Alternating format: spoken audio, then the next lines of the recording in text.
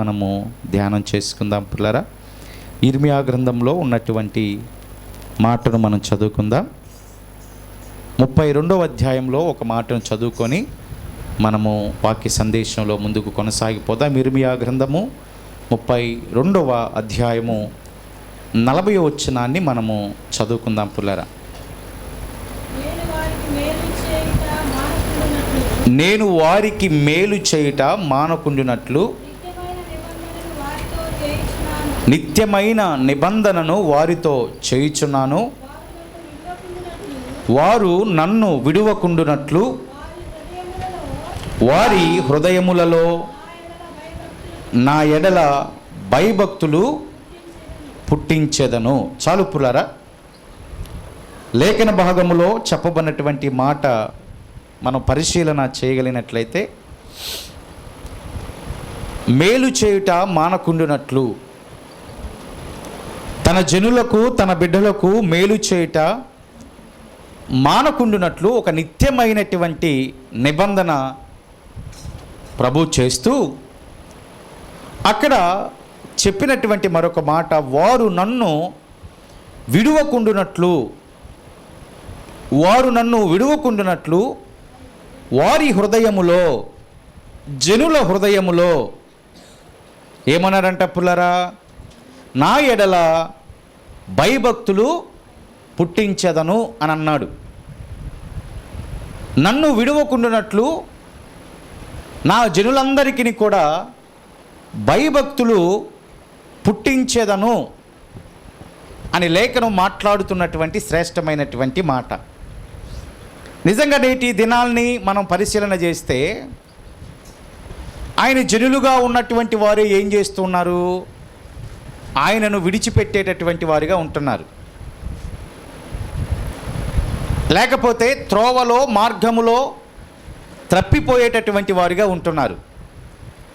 కారణము ఏమై ఉండొచ్చు అని కనుక ఆలోచన చేస్తే ఇక్కడే కారణం ఉంది. ఎందుకంటే భయభక్తులు లేకపోవటాన్ని బట్టి జనులు దైవ మార్గాన్ని ఎందుకు విడుస్తారు?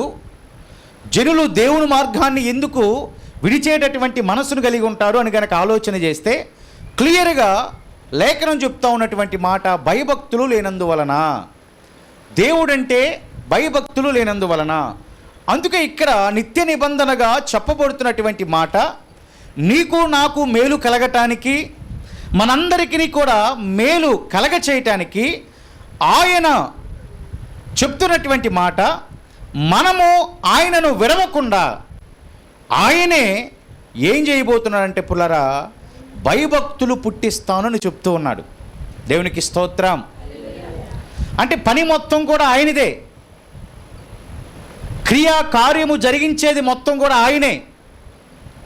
అందుకే క్లియర్గా చెప్తున్నటువంటి లేఖనపు మాట, ఇదిగో వారి హృదయములలో నా ఎడల భయభక్తులు పుట్టించెదను అన్నాడు. ఇప్పుడు భయభక్తులు కలిగి ఉండుట, లేకపోతే భయభక్తులతో ఆధ్యాత్మిక స్థితిలో కొనసాగిపోవట దేనికి మూలమై ఉందంటే పుల్లారా, మేలు కలగటానికి మూలమై ఉంది. దేనికి ఉందంట? మేలు కలగటానికి మూలమైంది. రెండోది, ఆయనను ఏ పరిస్థితుల్లో కూడా విడవకుండా ఉండటానికి మూలమై ఉంది.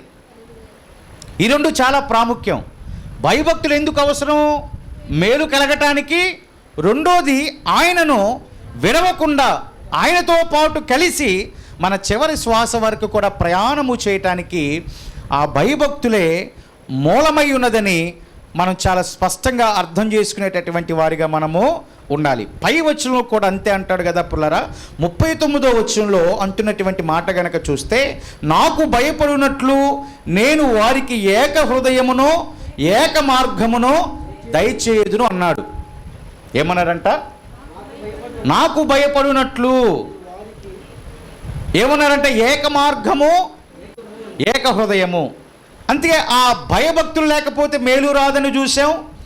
రెండోది, ఆయనను ఈజీగా మనము విడిచిపెట్టేస్తామనేటటువంటి మాటను కూడా మనం చూసాం. కావున అక్కడ ప్రస్తావించబడుతున్నటువంటి శ్రేష్టమైనటువంటి మాటలు, నాకు భయపడేటట్లుగా వారికి ఏ హృదయము అవసరమై ఉన్నదంటే ఏక హృదయము ఏక మార్గము.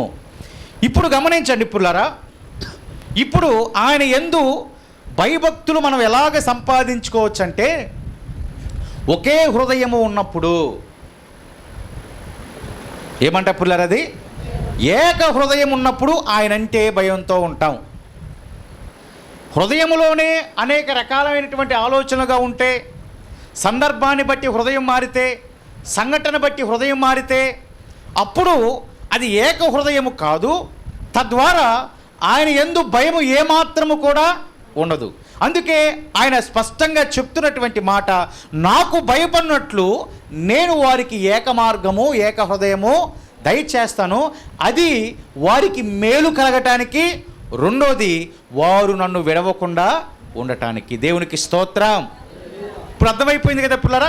ఇప్పుడు ఆయనను మనము ఎందుకు విడుస్తున్నామంటే, ఏక హృదయం మనలో లేదు, ఒకే మార్గములో ప్రయాణం చేసే తత్వం లేదు, ఒకే మార్గములో వెళ్ళేటటువంటి విధానము లేదు. కావున ఇప్పుడు ఈజీగా ఆయనను మనం విడుస్తూ ఉన్నాం, తద్వారా మేలు అనేటటువంటిది కలగట్లేదు.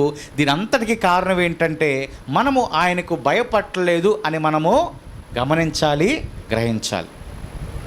కావున ఈ ఉదయకాల వేళలో పిల్లరా, మేలు కలగాలి, ఆయనను మనం విడవకుండా ఉండాలంటే ఏక హృదయము, ఏక మనసు, ఏక మార్గము ఆయన యందు భయపడుట ద్వారా మాత్రమే వస్తాయి అని మనం గమనించుకోవాలి. అమ్మో ఆయన ఉన్నాడురా, ఇది చేయకూడదు అనే భయమే నీకు మేలు కలగజేసిద్ది. అమ్మో ఆయన చూస్తున్నాడురా, ఆయన వింటున్నాడురా అనే భయమే మనకి ఆశీర్వాదాన్ని తీసుకొచ్చింది. ఇదిగో ఆయన ఉన్నాడు, ఏది చేయకూడదు అనే విధానమే ఆయన నిన్ను విడవకుండా చేస్తుంది. కావున ఆ భయము నేటి క్రైస్తవ సార్వత్రిక క్రైస్తవ సంఘమునకు ఆ భయము ఖచ్చితంగా కావాలి పుల్లారా. అందుకే ఇందాక మన మూలవాక్యంలో ఒక మాట మనం చదువుకున్నాం. ఆ మాట గనక మనం వచ్చేసినట్లయితే పుల్లారా, ఒక్కసారి 15వ అధ్యాయంలోనికి వద్దాం పుల్లారా. మూలవాక్యం ఇందాక మనం చదువుకున్నటువంటి మాటల్లో ఉన్నటువంటి సత్యాన్ని గనక మనం చూడగలిగినట్లయితే చదవండి పుల్లారా. 15వ అధ్యాయము. సెలవిచ్చెను, తిరిగిన ఎడల నా సన్నిధిని నిలిచినట్లు రప్పింతును. ఏవి నీచములో ఏవి ఘనములో నీవు గుర్తుపట్టిన ఎడల నీవు నా నోటి వలె ఉందువు. వారు నీ తట్టునకు తిరగవలను కానీ నీవు వారి తట్టునకు తిరగకూడదు. దేవునికి స్తోత్రం. చాలా శ్రేష్టమైనటువంటి మాట ఇక్కడ ఉంది పుల్లారా. ఏమని రాయబడి ఉంది? ఏవి నీచములో ఏవి ఘనములో నీవు గుర్తుపట్టాలి. ఒక విశ్వాసి చేయవలసినటువంటి పని పుల్లారా, మన ఆత్మీయ ప్రయాణములో మనము నడుస్తూ కొనసాగుతూ ఉంటున్నప్పుడు మనం గుర్తుపట్టవలసినటువంటి విషయాలు ఏంటంటే, ఏవి నీచమో, రెండోది ఏవి ఘనమో మనం గుర్తుపట్టాలి. ఎవరు గుర్తుపడతారు? ఏక మనసు, ఏక హృదయము, ఏక మార్గంలో, ఒకే మార్గంలో నడిచిన వారు గుర్తుపడతారు. దేవునికి స్తోత్రం. 2 మార్గాల్లో 3 మార్గాల్లో నడిచేవారు గుర్తుపట్టలేరు. అవి ఘనము అని తెలిసినా, అవి నీచము అని తెలిసినా వాటిని ఫాలో కాలేరు. ఎందుకంటే హృదయమే గలిబిలిగా ఉంది, 2-3 మార్గాల్లో ఉంటున్నారు. కావున ఒక విశ్వాసీ పుల్లారా తన ఆత్మీయ ప్రయాణములో తను గుర్తుపట్టవలసినటువంటి విషయాల ప్రస్తావన ఇక్కడ తీసుకొచ్చాడు దేవాతి దేవుడు. ఏమంటాడు ఇక్కడ? ఏవి నీచమో. ఏం గుర్తుపట్టాలి ఇప్పుడు ఒక విశ్వాసి? ఏవి నీచమో ఏవి ఘనమైనవో మనం గుర్తుపట్టాలంట. గుర్తుపడతామో పిల్లరా? మనం గుర్తుపట్టే ఆత్మీయ జ్ఞానం ఉందంటారా? ఉంది. లేదు అంటానికి లేదు. నాకు లేదయ్యా, నేను గుర్తుపట్టలేనయ్యా, నాకు తెలియదయ్యా అంటానికి లేదు. కావున ఇక్కడ భక్తుడి ద్వారా దేవాతి దేవుడు ప్రవక్త అయినటువంటి ఇర్మియా ద్వారా చెప్పిస్తున్నటువంటి మాట, ఒక విశ్వాసి ఒక సంఘక్రమంలో కొనసాగుతున్న వారు ఏవి నీచము ఏవి ఘనము అని మనము గుర్తుపట్టాలి. దాని కొనసాగింపుగా అన్నాడు కదా, వారు నీ తట్టునకు తిరగవలను కానీ నీవు వారి తట్టునకు తిరగకూడదు. అంటే దీని అర్థం ఏంటి? ఇర్మియాతో స్పష్టంగా డైరెక్ట్గా చెప్తున్న మాట, నీవు ఏం చేయమన్నాడంట? వారు నీ తట్టునకు తిరగవలెను అనగా జనులు నీ తట్టునకు తిరగాలి, కానీ నీవు జనుల తట్టునకు తిరగకూడదు. దేవునికి స్తోత్రం. ఏ మాట అంటే పుల్లరా? జనులు ఎవరు తట్టునకు తిరగాలంట? ప్రవక్త అయినటువంటి ఇర్మియా వైపునకు, దేవుని మాటలను బోధించేటటువంటి ఆయన వైపునకు, దేవుని సంకల్పం అంతయు కూడా జనాభాకు చెప్తూ ఉంటున్నటువంటి ఆయన వైపునకు జనులందరూ తిరగాలి. అంటే సంఘములో ఉన్నటువంటి దైవజనుల వైపునకు సంఘ బిడ్డలు తిరగాలి. దాని ఆత్మీయ అర్థం అది పుల్లారా, స్పష్టంగా చెప్పబడింది ఆ మాట. వారు నీ తట్టునకు తిరగాలి, కానీ నీవు వారి తట్టునకు తిరగకూడదు. దైవజనుడు లేకపోతే సంఘములో ఉండేటటువంటి విశ్వాసి కానీ గుర్తుపెట్టుకోవాల్సినటువంటి విషయం ఏంటంటే, లోకస్తుల ప్రయాణం వైపునకు, లోకస్తుల ఆచారాల వైపునకు, లోకస్తుల పద్ధతుల వైపునకు నీవు తిరగాలి అని ఉందా? తిరగకూడదని ఉందా? తిరగకూడదు. అక్కడ రాయబడుతున్న మాట వారే నీ తట్టునకు అనగా దేవుని తట్టునకు వారే తిరగాలి. సంఘము తట్టునకు బిడ్డలు తిరగాలి. దేవుని వైపునకు, దైవజనుల క్రమము వైపునకు, సంఘము క్రమము వైపునకు జనులు తిరగాలి, కానీ జనులు కోరుకుంటున్నట్లుగా దైవజనులు ఉండకూడదు, జనులు కోరుకుంటున్నట్లుగా విశ్వాసులు కూడా ఉండకూడదు. ఏవి? లోక పద్ధతులలో, ఆచారాల్లో, సాంప్రదాయాల్లో ఉండకూడదు. ఎందుకని? అక్కడ గుర్తుపట్టమన్నాడు ఆల్రెడీ, అన్నారా లేదా? నువ్వు గుర్తుపట్టాలి. ఒక సంఘ విశ్వాసిగా, ఒక క్రమంలో నడుస్తున్నటువంటి వ్యక్తిగా ఏది నీచమో ఏది ఘనమో నువ్వు గుర్తుపట్టాలి. గుర్తుపట్టినటువంటి తదుపరి అది నీచము అని నీకు దేవుడు జ్ఞానం ఇచ్చిన తరువాత, దేవుడు నీకు జ్ఞానముతో నింపినటువంటి తదుపరి ఇక ఆ నీచము తట్టునకు నీవు తిరగకూడదు. నీవు ఘనము వైపునకు తిప్పబడ్డావు కావున ఇక జనులందరూ కూడా అదే ఘనము వైపునకు తిప్పబడాలి, కానీ మరలా అదే నీచము వైపునకు మనం తిప్పకూడదు, మనం వెళ్ళకూడదు. అప్పుడు వెళితే అది ఏక హృదయము కాదు, ఏక మార్గము కాదు. తద్వారా మనలో దేవుని భయము ఉండకుండా మనకి మేలంతటిని కూడా దూరం అయిపోతుంది, దూరం చేస్తూ ఉంటుంది. అప్పుడు దేవుడే మన నుంచి ఏమైపోతాడంటే పిల్లరా, దూరం అయిపోతాడు, తోడుగా ఏమాత్రం కూడా ఉండడు. అందుకే ఇప్పుడు మనకేం కావాలంట? జాగ్రత్తగా ఆలకించండి. ఇప్పుడు మనకేం కావాలి? ఏక హృదయము కావాలి, ఏక మార్గము కావాలి. అది దేవుని భయము ద్వారా మాత్రమే వస్తుందని మనం గమనించాము. కావున దేవుని భయము నిన్ను నన్ను ఏం చేసిద్దంటే, ఈ లోకములో ఏది ఘనమైనదో ఏవి నీచమైనవో మనకు స్పష్టంగా తెలియపరుస్తుంది. దేవునికి స్తోత్రం కలుగును గాక. అవి మీకు చెప్పాల్సిన అవసరం లేదు పుల్లారా. చాలాసార్లు మనం మాట్లాడుకున్నాం, ఇది ఘనమైనది, ఇది నీచమైనది, ఇది దేవునికి తగినది, ఇది దేవునికి తగినది కాదని మనం చాలాసార్లు మాట్లాడుకున్నాం, ధ్యానం చేసుకున్నాం. కావున ఒక విశ్వాసిగా ఇంకనూ నువ్వు గుర్తుపట్టలేకపోతే, ఇంకను నువ్వు ఏది దేవుని దృష్టిలో నీచముగా ఉంది అని గుర్తుపట్టలేకపోతే, ఇంకా మనలోనికి ఏక హృదయము రాలేదు అని మనమే గమనించుకోవాలి. గుర్తుపట్టి కూడా మరలా అదే జనుల వైపునకు మనం తిరిగితే ఇంకా మనలోనికి ఆ ఏక హృదయము, ఏక మార్గము రాలేదు. లేఖనం మాట్లాడుతూ ఉంది, జనులు నీ వైపునకు తిరగాలి, కానీ ఒక విశ్వాసి జనుల వైపునకు తిరగనే, దైవజనుడు దేవుని వైపునకే తిరగాలి, కానీ దైవజనుడైనా విశ్వాసైనా దేవుణ్ణి వెంబడించేటటువంటి వారు ఎవరైనా సరే జనుల వైపునకు ఏమాత్రం కూడా తిరగకూడదు. అది బేసిక్గా బైబిల్ మనతో చెప్తూ ఉంటున్నటువంటి మాట. సరే, ఒక ఆత్మీయ ప్రయాణంలో కొనసాగిపోతున్నటువంటి మనకి నీచమేంటో ఘనమేంటో మనము గుర్తుపట్టేసిన తర్వాత దాని ప్రకారంగా నడవవలసినటువంటి బాధ్యత మనదే. అలాగా ఒకానొక సందర్భంలో ఏబు గారు ఏది ఘనమైనదో ఏది నీచమైనదో తన ఆత్మీయ ప్రయాణములో తాను గుర్తుపట్టాడు. దేవునికి స్తోత్రం. యోబు గారు ఏం చేశారంటే పిల్లరా, ఆత్మీయ ప్రయాణములో తను ప్రయాణం చేస్తూ ఉన్నప్పుడు ఏది ఘనమైనది, ఏది నీచమైనది అని ఆయన గుర్తించాడు పిల్లరా. ఆయన గుర్తించి చేసినటువంటి పనులు గనక మనం చూస్తే, ఒకసారి యోబు గ్రంథానికి మనం అందరం కూడా వచ్చేద్దాం.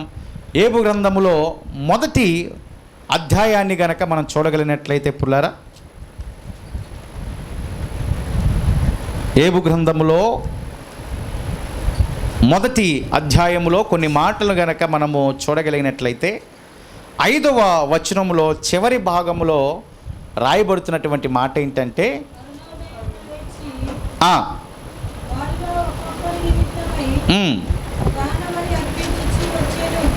వచ్చెను. గమనించండి ఆ మాట, యోబు నిత్యము అలాగున చేయుచుండెను అనే మాట అక్కడ రాయబడింది. దేవునికి స్తోత్రం కలుగును గాక. యోబు గారు ఏం చేశారంటే పుల్లారా, నిత్యము ఒక పని చేశాడంట. నిత్యము ఒక పని చేశాడు ఆయన. గమనించండి, ఇక్కడ ఇర్మియా గ్రంథంలో మనం చూసాం, ఏది నీచమైనదో ఏది ఘనమైనదో ఒక విశ్వాసి గుర్తుపట్టాలి అని మనం చూసాం. గుర్తుపట్టినటువంటి తదుపరి ఆ నీచమైన దానికి దూరంగా ఉంటూ వాటి జోలికి పోకుండా వారే ఘనమైనటువంటి దేవుని యొక్క సన్నిధికి వచ్చేటట్లుగా ఉండాలని, మనం మరలా అటువైపునకు వెళ్ళకూడదు అనేటటువంటి మాట కూడా మనము చూసాం. ఇప్పుడు దాన్ని ఎవరు గుర్తించారు? ఇక్కడ యోబు గారు గుర్తించారు. యోబు గారు గుర్తించి నిత్యము ఒక పని చేశాడంట. ఏం చేశాడంటే పుల్లారా, అంటే ఎవ్రీడే, ఏమాత్రము రోజు దినమును తప్పించకుండా నిత్యము ఆయన ఏం చేశాడంటే పుల్లారా, ఒక పనిని చేశాడు. ఏ పని చేశాడు ఆయన? అరుణోదయమునే లేచి వారిలో ఒక్కొక్కరి నిమిత్తము పుల్లారా దహన బలి అర్పించినట్లుగా ఆ వచనం ద్వారా మనం చూస్తున్నాం. ఎందుకు ఒక్కొక్కరి నిమిత్తము, ఎందుకు తన బిడ్డలైనటువంటి వారందరి నిమిత్తము ఆ దహన బలిని అతను అర్పించాడు అని గనక మనం చూస్తే పుల్లరా గమనించండి, ఇక్కడ 4వ అధ్యాయము చివరి భాగములో కానీ 5వ అధ్యాయము మొదటి భాగము కానీ గనక మనము చూడగలిగినట్లయితే, వారి వారి విందు దినములు పూర్తి కాగా యోబు తన కుమారులు పాపము చేసి తమ హృదయములో దేవుని దూషించురేమో అని వారిని పిలువనంపించి వారిని పవిత్రపరచి. ఈ మాటలు చాలా ప్రాముఖ్యం పుల్లారా, ఈ మాటలు చాలా ప్రాముఖ్యం. ఏమని చెప్తుంది లేఖనం అక్కడ? వారి విందు దినములు పూర్తి కాగా తన కుమారులు పాపము చేసి తన హృదయములో అంట, ఏమంట పుల్లారా, హృదయములో దేవుణ్ణి దూషించురేమో అని వారిని పిలిచి వారిని ఏం చేయటం మొదలుపెట్టాడంటే పవిత్రపరిచేటటువంటి పని చేయటం మొదలుపెట్టాడు. దేవునికి స్తోత్రం. ఏ పని మొదలుపెట్టాడంటే పుల్లారా, ఎవరిని పవిత్రపరచడం? కుమారులను పవిత్రపరిచేటటువంటి పని చేయటం మొదలుపెట్టాడు. ఎన్ని దినాల పాటు చేశాడు? నిత్యము అలాగ చేశాడంట. ఆమేన్. ఒకవేళ తప్పిపోయారేమో, లోకములో ఉన్నటువంటి నీచమైనటువంటి వాటి జోలికి వచ్చి ఈ పాపపు బంధకాలలోనికి నా బిడ్డలు కూరుకుపోయారేమోనని గమనించుకున్నటువంటి ఆయన వారిని పిలిచి పవిత్రపరిచేటటువంటి పనిని చేయటాన్ని పూనుకున్నాడు. అంటే దీని అర్థం ఆయన ఏది నీచమో ఏది ఘనమైనదో యోబు గారు తెలుసుకున్నాడు కదా పిల్లరా. అదే ఆయన కూడా తెలుసుకోలేదు అనుకోండి, వారు ఎలా పోతే అలా ఏముందిలే, నాకు ఆస్తుంది కదా, చాలా ఆస్తుంది కదా, ఓ తరతరాలు తరగనటువంటి ఆస్తుంది కదా, వాళ్ళు అనుభవిస్తారులే, వాళ్ళు ఎంజాయ్ చేస్తారులే అని ఆయన కూడా అనుకునేవాడు కదా పిల్లరా. ఆయన కూడా అలాగే భావించేవాడు. కానీ ఆయన దేవుణ్ణి మనసారా గణపరుస్తున్నటువంటి వ్యక్తి కావున, యథార్థవంతమైనటువంటి జీవితముతో జీవిస్తున్నటువంటి వ్యక్తి ఆయన తన ఆధ్యాత్మిక ప్రయాణంలో గుర్తుపట్టాడు ఏది నీచమో ఏది ఘనమైనదో. కావున తన కుమారులు చేస్తున్నది నీచము అని గుర్తించినటువంటి ఆయన, తన కుమారులు జరిగిస్తున్నటువంటి క్రియలు కార్యములన్నీ కూడా నీచములు అని తెలుసుకున్నటువంటి ఆయన వారిని పిలిచి పవిత్రపరిచేటటువంటి పనులలో భాగంగా అయిపోయాడు. దేవునికి స్తోత్రం. వారిని పిలిచి పవిత్రపరిచేటటువంటి పనులలో దహన బలి అర్పిస్తూ నిత్యము కూడా ఆయన అలాగూ చేస్తూ వచ్చాడు. చండి, రోజు దహన బలి అర్పించాలంటే సామాన్యమైనటువంటి విషయం కాదు, ఖర్చుతో కూడుకున్నటువంటి పని. అవునా కదా పుల్లారా? రోజు చేయాలంటే మరి కష్టం కదా పుల్లారా? రోజు చేయాలంటే కష్టమా కాదా? కష్టం. కానీ ఆయన అలా అనుకున్నాడా? లేదు. అది దేవుడి దృష్టికి నీచము. అంటే నా బిడ్డలు దేవుడి దృష్టిలో ఒకవేళ పాపము చేస్తున్నారేమో, లేకపోతే మనసులోనే దూషించారేమో, వారి విందు దినములలో ఒకవేళ తెలియనటువంటి ప్రవర్తనతో దేవుణ్ణే దూషించారేమో అని ఆయనే నడుం కట్టుకొని నడుం భగించుకొని పుల్లారా వారి యొక్క బిడ్డలను, తన యొక్క బిడ్డలను పవిత్రపరిచేటటువంటి పనిలో భాగముగా ఆయన నిత్యము కూడా అలాగూ చేశాడు. ఎందుకంటే ఆయనకు తెలుసు ఏది నీచమో ఏది ఘనమో. కావున ఏబు స్థానంలో ఇప్పుడు మనం అందరం కూడా ఉన్నాం.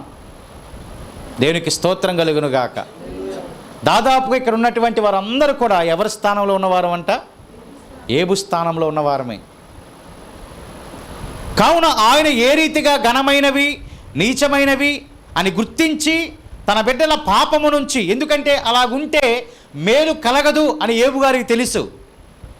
అవునా కదా పుల్లారా? అలాగుంటే దేవుడు వారిని విడుస్తాడు అని ఏబు గారికి తెలుసు. అలా ఉంటే ఏక హృదయము రాదు అని తెలుసు, ఏక మార్గంలో ఉండరని తెలుసు, దేవుని భయముతో వారు ఏమాత్రము జీవించాలని తెలుసుకున్నటువంటి ఆయన ఈ నీచమైన పనులను తన బిడ్డలు జరిగించడాన్ని బట్టి దాని నుంచి దూరపరచడానికి, దేవుని దృష్టిలో ఘనముగా ఉండటానికి పుల్లారా నిత్యము వారి కోసము దహన బలిని అర్పించిన వ్యక్తిగా, ప్రార్థించినటువంటి వ్యక్తిగా, ప్రలాపించినటువంటి వ్యక్తిగా ఏబు గారిని మనం చూడొచ్చు పుల్లారా. మరి మన పరిస్థితి పుల్లారా, మన జీవితం పుల్లారా? ఆయన నిబంధన చేశాడు కదా నీకు మేలు కలగాలని.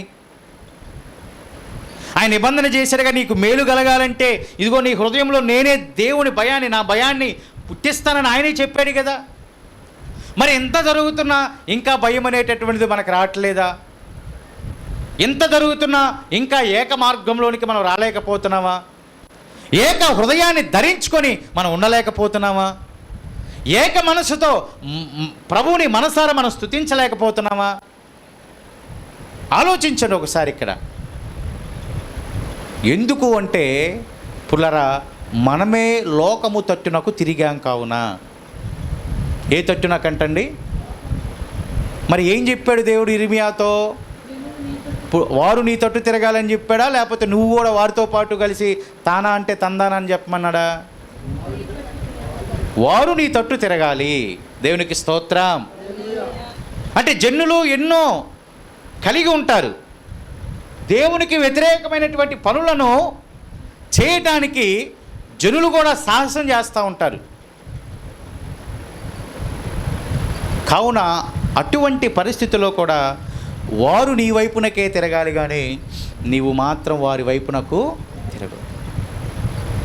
కాబట్టి జనులు కూడా ఏది నీచమో ఏది ఘనమైనదో గుర్తుపెట్టుకోవాలి, లేకపోతే తెలుసుకునేటటువంటి వారిగా ఉండాలి. కానీ జనులు తెలివి మీరిపోతూ ఉన్నారు. నీచమైన వాటికి కూడా, లేకపోతే దేవుని దృష్టిలో ఇష్టము లేనటువంటి వాటికి కూడా ఏం చేస్తారు? ఏమండి? పేర్లా? అది పేర్లో, లేకపోతే ఇతరత్ర ఏ పనులో, లేకపోతే వాటిని కూడా ప్రార్థనతోనే ప్రారంభం చేసుకుంటున్నటువంటి జనులు. ఏవి దేవునికి ఇష్టం లేనివి కూడా దేవుని దృష్టిలో అది మంచిగా గుర్తు చేశారు. పాత రోజులు అలాగే జరిగినప్పుడు ఏం చేసేవాళ్ళు? ఇప్పుడు కూడా మంచి నిజమే. డ్రామా ప్రారంభమయ్యే ముందు ఏం చేస్తారంట? ప్రార్థన చేస్తారు. మరి ఆయనన్నా చెప్పాలి నేను చేయనయ్యా అని కదా పిల్లారా? మంచి ఎగ్జాంపుల్ చెప్పారు. అంటే అది వారికి ఇష్టమై ఉంది, అవునా కాదా? నేను రానని చెప్పాలిగా, అవునా కదా పిల్లారా? ఊరుకారంటే ఇప్పుడు ఎవరెవరు మాట వినాలి? జనులు ఈయన మాట వినాలా, లేకపోతే ఈయన జనుల మాట వినాలా? వినాల్సిందేనా? సరే, కానీ గుర్తించండి పిల్లారా, ఇవి చాలా హేయమైనవి. అందుకే ఒక విశ్వాసిగా గుర్తుపట్టాలి అని నొక్కి చెప్పాడు దేవుడు అక్కడ. కావున మనం వచ్చేటప్పుడు, ప్రార్థనకు వచ్చేటప్పుడు, దైవ సన్నిధానానికి వచ్చేటప్పుడు మనం కూడా ప్రతిరోజు మన కళ్ళకు, ప్రతిరోజు మన ప్రయాణంలో, లేకపోతే మన ఆధ్యాత్మిక ప్రయాణాల్లో అనేకమైన విషయాలు మనం చూస్తూ ఉంటాం. అనేకమైనవి మనం వింటూ ఉంటాం. చూడటం మాత్రమే కాదు కానీ వింటూ ఉంటాం. అప్పుడు ఒక విశ్వాసిగా నీకు ఆటోమేటిక్గా ఆలోచన వచ్చేయాలి, అరే ఇది ఘనమైనది కదా, ఇది నీచమైనది కదా, ఇది నీచమైనది కదా, ఇది ఘనమైనది కదా, ఆటోమేటిక్గా మీకు వచ్చేయాలి పిల్లరా. అప్పుడు మాత్రమే మేలు కలుగుతుందని మనం జ్ఞాపకం చేసుకోవాలి. అప్పుడు మాత్రమే మనం ఏక హృదయంతో ఉన్నామని జ్ఞాపకం చేసుకోవాలి. నీవు వారి తట్టుకు తిరగకూడదు, ఏ పరిస్థితిలో వెళ్ళకూడదని జ్ఞాపకం చేసుకోవాలి. వారే రావాలి, వారే దేవుని తట్టునకు తిరగాలి. మనుషులే, జనాభానే దేవుని తట్టునకు తిరగాలి. ఎందుకంటే ఈ మాటలు పుల్లారు ఇర్మియా తను చాలా బాధతో, తనను కూడా జనులు చాలా బాధించినప్పుడు, దుఃఖించినప్పుడు, లేకపోతే తనను కూడా ఒక విధానమైనటువంటి శ్రమల పాలుకి, నిందల పాలుకి చేసినప్పుడు దేవునితో ఆయన చెప్పుకుంటున్నటువంటి మాటలు. ఆ తదుపరి ఆయన చెప్పాడు, నువ్వేమి భయపడాల్సినటువంటి అవసరమో లేదు, ఇదిగో వారే నీ తట్టునకు తిరగాలి కానీ నీవు వారి తట్టునకు తిరగొద్దని చెప్పాడు. కాబట్టి నువ్వు కూడా గమనించుకో, ఏవి నీచమో ఏవి ఘనమైనవో. కావున ఇక్కడ ఏబు భక్తుడు గమనించాడు, తన కుటుంబానికి కావలసినటువంటి ఘనమైనవి ఏంటో తాను గమనించాడు, ఏది నీచమో గమనించాడు. కావున అక్కడ నిత్యము కూడా ఆయన అలాగూ జరిగిస్తున్నాడని లేఖములో స్పష్టంగా చెప్పబడుతున్నటువంటి మాట. ఎందుకంటే దేవునికి భయపడేటటువంటి వారు తన కుటుంబము కోసం అన్నీ కూడా చేస్తారని రాత్రి కాల సమయంలో మనం ధ్యానం చేసాం కదా పుల్లారా. దేవునికి భయపడేవాడు ఏం చేస్తాడు? తన కుటుంబానికి ఏ విధము ద్వారానైనా ఆశీర్వాదము, మేలు తీసుకురావటానికి దేవుడే ఒక ప్రత్యేక పరుస్తాడు, లేకపోతే ఎవరినో ఒకరిని ఎన్నుకొని అలాగ చేస్తారని మనం చూసాం. ఈయన కూడా దేవునికి భయపడేవాడే కదా, దేవుని యందలి భయభక్తులు కలిగి ఉన్నవాడే కదా. కావున ఆయన గమనించాడు, గ్రహించాడు, ఓహో నా బిడ్డలు చేస్తున్నారు నీచమైనవి, వాళ్ళ మనసులోనే దూషిస్తున్నారేమో, పాపములు చేస్తున్నారేమో అని గమనించినటువంటి ఆయన నిత్యము కూడా దహన బలి అర్పిస్తూ ఆ యొక్క పాపపు భారము, పాపపు శిక్ష, శ్రమ వారి మీదకు రానీయకుండా పుల్లారా నిత్యము కూడా మరి ప్రార్థనతో కొనసాగినటువంటి గనుడైనటువంటి వ్యక్తి ఏబు గారు. కావున మన ఆధ్యాత్మిక ప్రయాణంలో గమనించండి, గుర్తించండి పుల్లారా, ఏది నీచము ఏది ఘనము, ఏది నీచము ఏది ఘనము. ఒక్కసారి ఆలోచన చేసుకొని మీరే. మనము ఘనమైనటువంటి వాటిని కూడా కొన్నిసార్లు నీచంగా ఎంచుతాం, నీచమైన వాటినేమో ఘనంగా ఎంచుతాం. ఏం చేస్తున్నామంట మనం? నీచమైన వాటిని ఘనంగా, ఘనమైన వాటిని నీచముగా. అందుకే మనకి మేలు కలగట్లేదు పుల్లారా. అంటే వ్యర్థమైనటువంటి వాటి యందు మన మనసు ఎప్పుడైతే ఉంచుతామో, వ్యర్థమైనటువంటి వాటి విషయాలు ఎప్పుడైతే మన మనసు లగ్నమైపోయి ఉంటుందో, వ్యర్థమైనటువంటి విషయాల జోలికి మనం ఎప్పుడైతే వెళ్ళి వాటి యందు మనం అతిశయపడతామో అప్పుడు మేలు కలగదు మనకి. క్లియర్గా ఆమోసులో రాయబడింది, 6వ అధ్యాయం అనుకుంటే ఆమోసు గ్రంథంలో రాయబడుతున్న మాట, జనులందరూ కూడా వ్యర్థమైనటువంటి వాటి మీద మనసును ఉంచుతున్నారంట. వేటి మీద అంట పుల్లారా? వ్యర్థమైనటువంటి వాటి మీద, వ్యర్థమైన క్రియల మీద, అంటే నీచమైన క్రియల మీద వారి వారి మనసును ఉంచటాన్ని బట్టి నీచమైన క్రియలను బట్టి, అతిశయపట్టాన్ని బట్టి. అంటే వారు ఏమనుకుంటున్నారు? ఇదే ఘనం అనుకుంటున్నారు. ఇది వ్యర్థము అని అనుకోకుండా ఘనముగా, ఆ వ్యర్థమైనటువంటి వాటిని కూడా ఘనముగా ఎంచుతున్నారు. కాబట్టి మేలు కలగట్టలేదు అని లేఖనం మనతో మాట్లాడుతూ ఉంది. ఇప్పుడు అందుకే నేను వారి హృదయములో నేటి దినాన భయాన్ని పుట్టిస్తాను, ఏక హృదయము ఏక మనసుతో ఏక మార్గములో ప్రయాణమయ్యేటట్లు చేస్తాను అని దేవుడే తన సంకల్పంలో చెప్పబడుతుంటున్నటువంటి మాట పుల్లారా. కావున ఆ ప్రయాణంలో కొనసాగుతున్న మనము ఏవి ఘనమో ఏవి నీచమో ఇప్పటికైనా మనం గుర్తించుకోవాలి, గమనించుకోవాలి. ఏవి ఘనమో ఏది నీచమో, ఏది ఘనమో ఏది నీచమో మనం గుర్తుపెట్టుకొని ఆ రీతిగా గనక మనం నడవగలిగినట్లయితే, ప్రయాణంలో కొనసాగినట్లయితే ఖచ్చితంగా దేవుడు మనకి మేలు కలగజేస్తాడు పుల్లరా.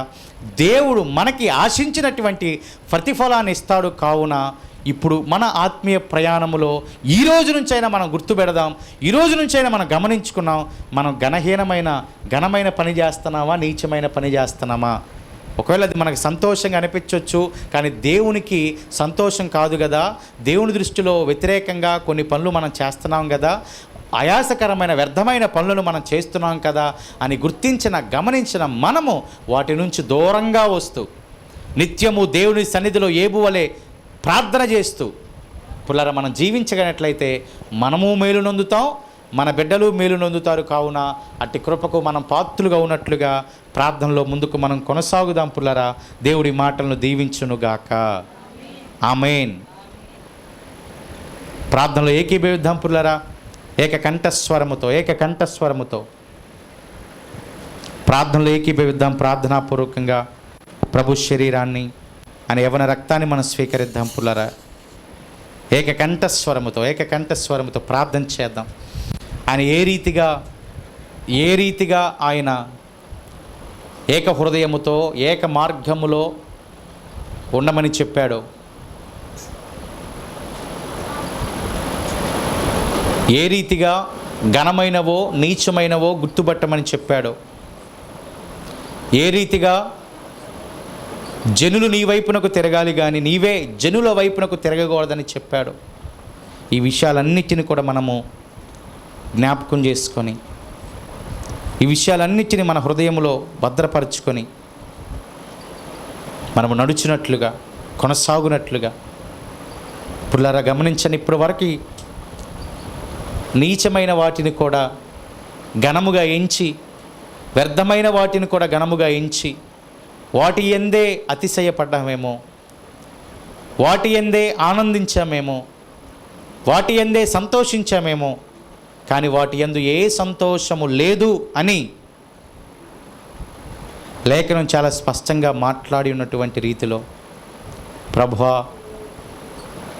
ఆ రీతిగా నేను ఉండునట్లుగా ఘనమైనవి తెలుసుకొని వాటి ప్రకారమై నడవటానికి నన్ను బలపరచు, నన్ను సిద్ధపరచు, ఆ మార్గంను నడిపించు, ఏక మనసు భయము దయచేయమని ప్రభుని అడుగుదాం. ప్రార్థన చేద్దాం పుల్లారా. ప్రార్థనాపూర్వకంగా ముందుకు మనం కొనసాగిపోదాం. ఏకకంఠస్వరముతో ప్రార్థన చేద్దాం. సిద్ధపడిన వారందరూ కూడా మీరున్న స్థలములలో లేచి నిలబడండి పిల్లారా. లేచి నిలువబడండి. అయోగ్యముగా ప్రభు యొక్క శరీరమును తినకూడదని ఆయన లేఖనాలు మాట్లాడుతుంటున్నటువంటి రీతిలో, యోగ్యకరమైనటువంటి ప్రవర్తనలో మనము నడుచున్నట్లుగా, మనము కొనసాగునట్లుగా, మనము జీవించినట్లుగా ప్రార్థన